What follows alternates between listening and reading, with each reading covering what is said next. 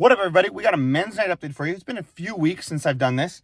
Now, just to be upfront, the money total has not been phenomenal over the past few weeks. We've been experimenting, working on the finesse side of the game, all those kind of things. I've won some cash, but not nearly enough, and so we are very much in the red again. However, feels like everything is still very much moving in the right direction in terms of the game and in terms of the learning that I've been gaining from doing these. I think what's been very impactful is that I only play full 18-hole rounds on these men's nights. I don't play full 18-hole rounds really casually, just based on timing of the week. And honestly, my focus is just trying to get reps that matter in. So with that, what has been interesting is I've logged pretty much all of my scores. I think I've got a couple I got to track down the scorecards for.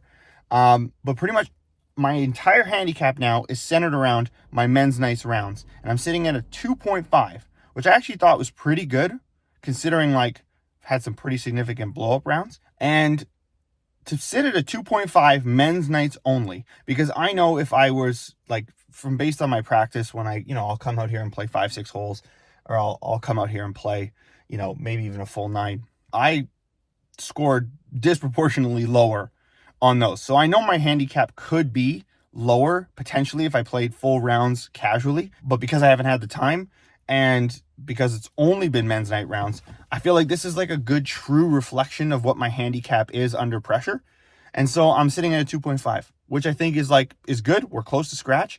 And I think it's just, again, working on this finesse. If you haven't seen my Path to Pros video, kind of outlining my process and my thoughts on how I'm going to become a professional level golfer, highly recommend that video because I feel like I clarified a lot of things on how I think and how I go about testing and how I go about this entire process. And I feel like it was really good, even for myself, to kind of lay all that out. And so it's just working on these finesse pieces and continuing to build out the right areas of my game. So for example, this week I was trying some things on Tuesday and Wednesday at my men's nights, and Wednesday it went very much sideways. Went back to grip stance, posture alignment, very simple, kind of the core tenets, and shot 3 under at Cultus men's night with 7 birdies. And those 4 bogeys were all very easy, avoidable bogeys. And that's also with 4 birdie looks that I didn't get. So it could have been a stupid day. So it's there's moments like that where I can see the glimpses, the swing is good, out of my practice. I'm being reinforced with all the right things.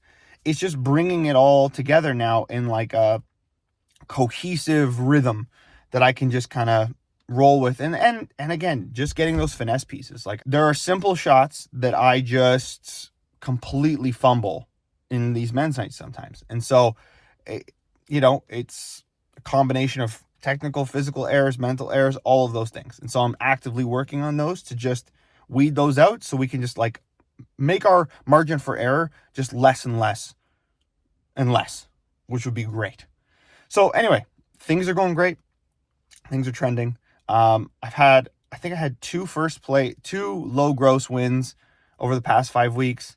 And I've hit under par 3 times now at Cultus, which is great, but I haven't done it at Shiam or at Chilliwack, which are the 2 harder ones in my opinion for me and are the true indicators of I'm moving in the right direction.